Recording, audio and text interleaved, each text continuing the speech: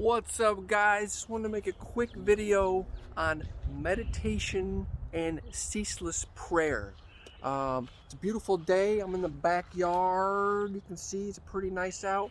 You can take a look at my greenhouse. We can take a look at that. I just completed. Now, I'm not a builder by any means.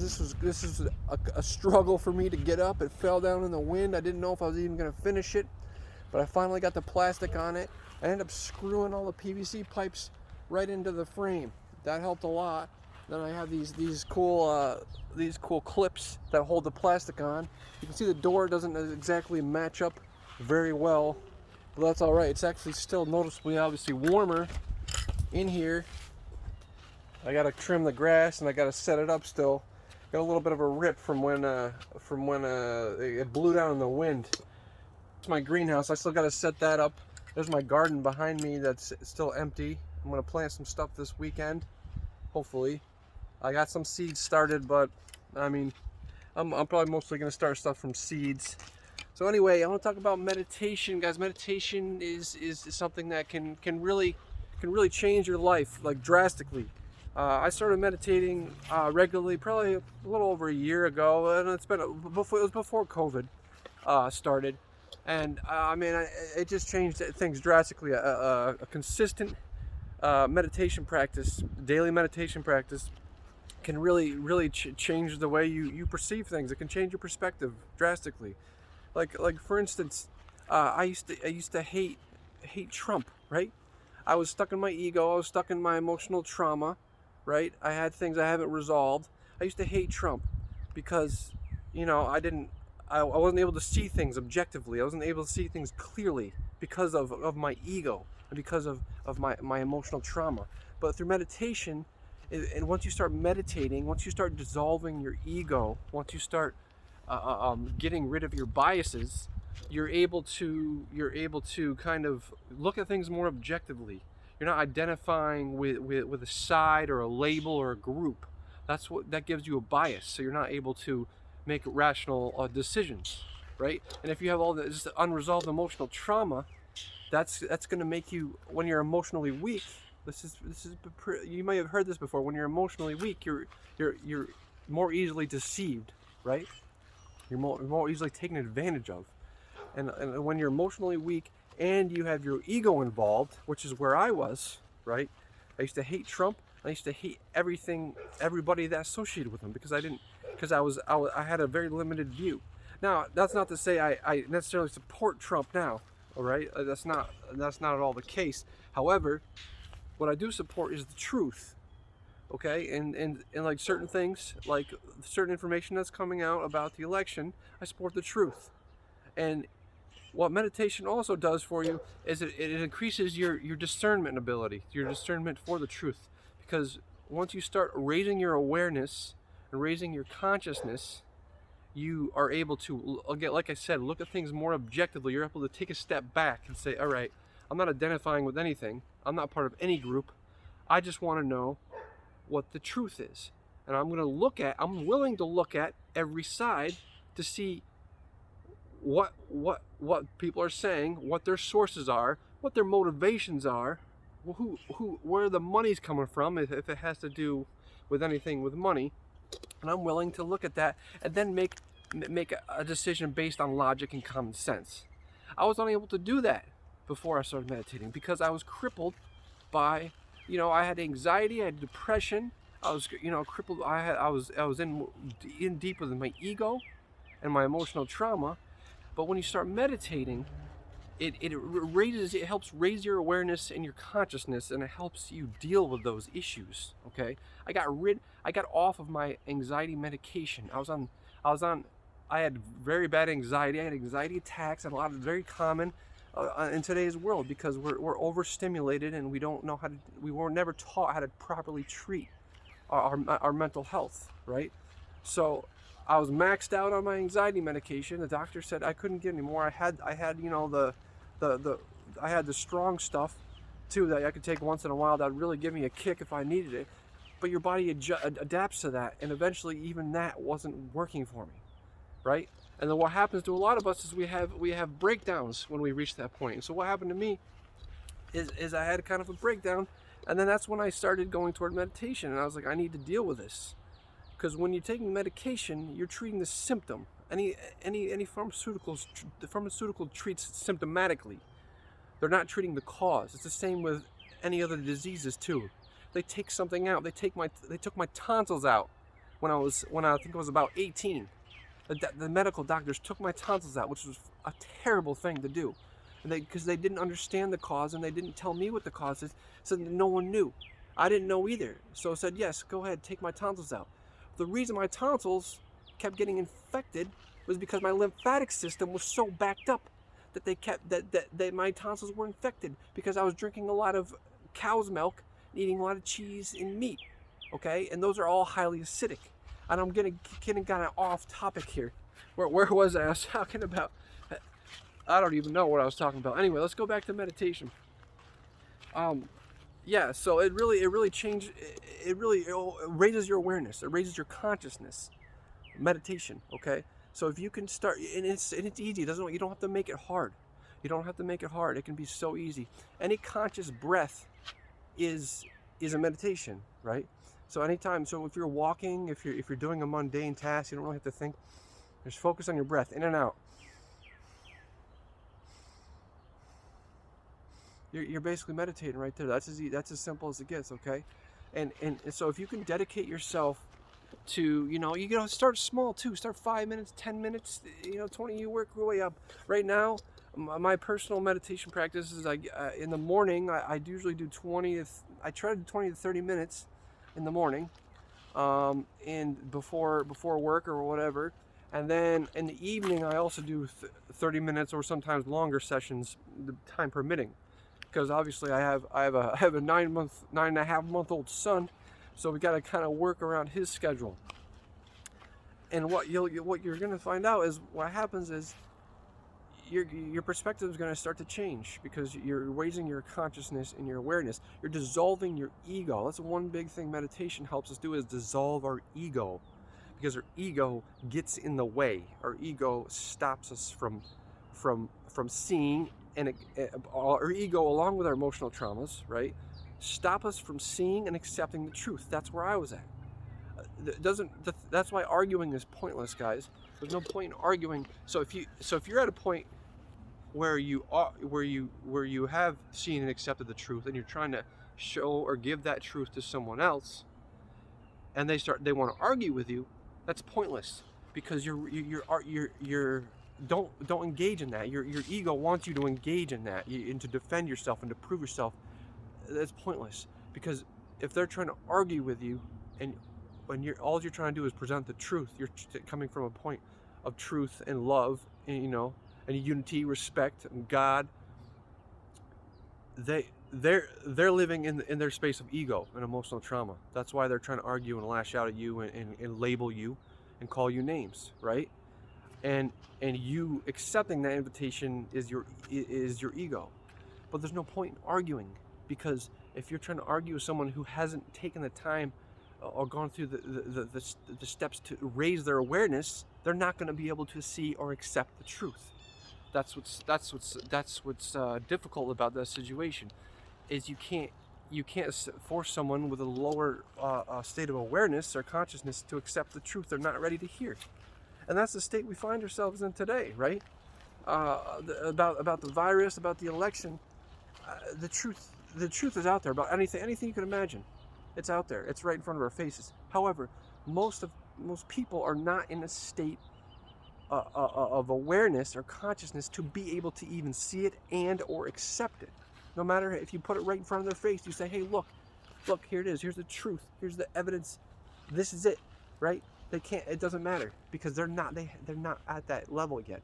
They haven't taken the time to dissolve the ego, to heal their emotional traumas, right? Because anytime we get triggered by something, that's an emotional trauma coming up to the surface, as Phil Good and Lori Ladd. I don't know if you guys had a chance to check them out. They just had some good videos on that. So anytime we get triggered by something, that's an opportunity for us to look at why we're getting triggered and what's the emotional trauma that's triggering it, and how we can integrate it, accept it. Okay. Anyway, So through meditation, after a prolonged period, it raised my awareness quite a bit. It changed my perspective quite a bit. Like I said, I used to hate Trump and everybody associated with him. Now I'm more in the middle, right? I don't align with any group or fine, because when you align with a group or you label yourself, you're gonna have a bias, right? I just stand for the truth. I just want to know what the truth is, and I stand for obviously human rights. I stand for love and unity. That's what I stand for, right? And God and God's will. So that's it. So that's the perspective I'm now coming from. So I'm able to step back and look at everything objectively. That's the problem. Our current education systems, unfortunately, are mostly used for indoctrination, and they destroy people's ability to think critically, logically, and objectively. And so now, a lot of people, we're going through a great awakening. That's what they're called. That's what this period is. This is one of the greatest times in human history. It's the Great Awakening. Everybody, we're all sharing this mass trauma, which is forcing people to awaken to what's really going on. And it's forcing people to face their triggers and their emotional traumas, to face their egos, and to be able to accept them, and to be able to eventually see the truth and to see objectively. And this is all tied to meditation, because this is where it leads us. It leads us into higher states of consciousness.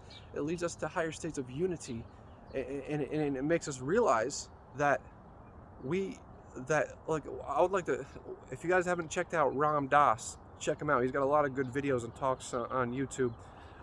He says our life is the curriculum for our awakening. So everything we go through is just a curriculum for us awakening to a higher and higher states of consciousness, right? Which is great. Which is a great way to put it, because every person you meet, right, and how you react to them and how they make you feel, that's just a reflection of yourself. Everyone's a mirror of you, of what's going on inside of you. So if you're if someone triggers you because they're angry at you, it's an emotional trauma you hold within inside that you still have to resolve. Anyway, let's get back to meditation. So the easiest, and again, you don't have to get fancy. How do I meditate personally? You can use guided meditations if you're new to it. Those are great. Those are really great to start. I kind of like to leave the mind clear as possible and not listen to people talking, because I hear enough people talking. I hear myself talking, right? So I just find some really good healing music or some meditation music. I get some headphones. I lay down on a bed or on a couch, and I have a meditation mask, and I just focus on my breathing, right? You can do some breath exercises or pranayama before if you want. I can do the breath of fire, which is just in and out of the nose. You can repeat that for a couple minutes, or you practice that. The Wim Hof method is another good one. If you're not familiar with that, I'd highly recommend checking that out.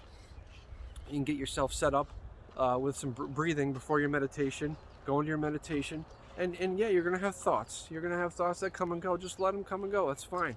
You know what I mean?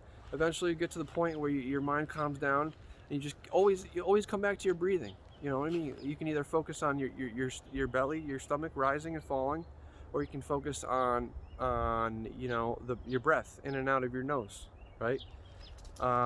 What else? Yeah. So, and another thing I want to another good technique for meditation, or just throughout the day, really, I wanted to talk about was ceaseless prayer. It's mentioned in the Bible. Jesus mentions it. I can't remember the exact quote, but basically, I read this great book called The Way of the Pilgrim. You guys, this book is really cool. If you have a chance to check it out, Ram Dass actually talks about it in his book Be Here Now, which is also another great book about spirituality if you guys are looking for something to read. But The Way of the Pilgrim is about an anonymous pilgrim in Russia in the 1800s. And he's a crippled. He can't use one of his arms from an accident he had when he was a kid.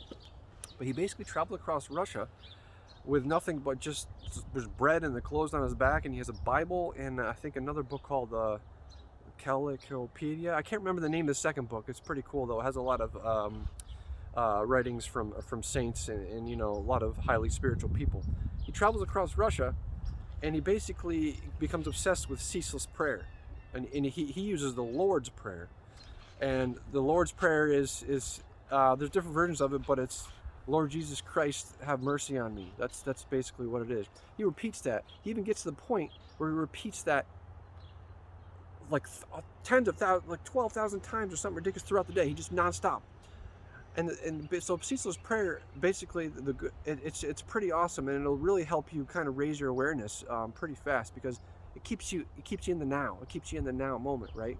Because there is no past, and there is no future. There's only now. There's endless now moments. Because when we have anxiety, we're overthinking. Overthinking is the cause of a lot of our mental health issues, right?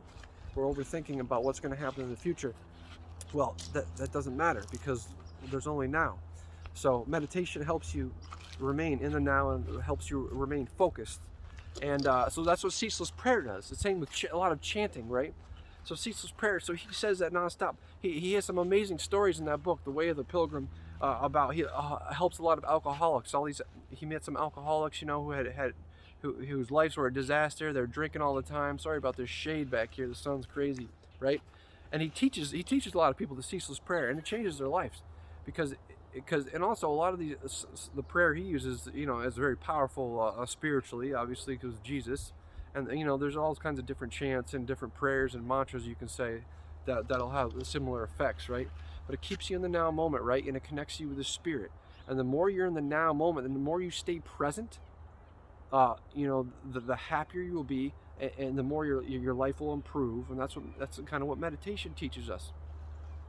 To stay in the now, be here now, be here now, be here now. That's the name of Ram Dass's book. Be here now. Just stay present, stay in the present moment, because that's all there is, right? And so other examples of kind of ceaseless prayer, and you can also use this in meditation. It's a great meditation technique. You're just repeating. It's the same as repeating mantras or chants, right? Like you can meditate and say, Lord Jesus Christ, have mercy on me. You can say it in your head. You don't have to say it out loud. You can say it out loud if you want, and you can just keep repeating that, and that keeps you from overthinking, right? That kind of puts a rein on your thoughts and pulls you back down. You keep repeating that until until eventually you can kind of stop and focus on your breath. Same with saying like some of my things I like to repeat are from Eckankar. If you guys haven't had a chance to check that out, that's a spiritual practice. Teaches soul travel. I read a book about soul travel, which is pretty cool. I think it was Paul Twitchell, Eckankar, The Key to Secret Worlds, talks about soul travel, which is similar to astral projection. You can train yourself to leave your body at any time when you become a master, and go to the astral planes and go wherever you want. It's pretty crazy. It's pretty cool stuff. I haven't quite gotten to the astral projection. I've gotten pretty close a few times, and eventually, if you become a master at soul travel, when you die, you remain conscious when you go into the astral plane. So basically, that's kind of the highest goal of enlightenment too. Similar to what the Buddha, some of the Buddhist teachings. So I just read the Dhammapada, I believe it was called, which is the teachings of Buddha. And his goal was to reach nirvana, and his goal was to reach nirvana. When he knew he was dying, he got to that state where he was basically aligned with his soul and with his astral plane. And so when he died, he was consciously went to the next level, right? So that's what says soul travel is similar to that. That's Eckankar. Anyway, coming back to the mantra, the Eckankar mantra is Hu, H-U, but it's said as H-U-E. This is another thing you can repeat anytime, really, and it's the same thing. It's similar to ceaseless prayer. Hu. You sit there and meditate. I'll sit in my backyard in a chair and just Hu.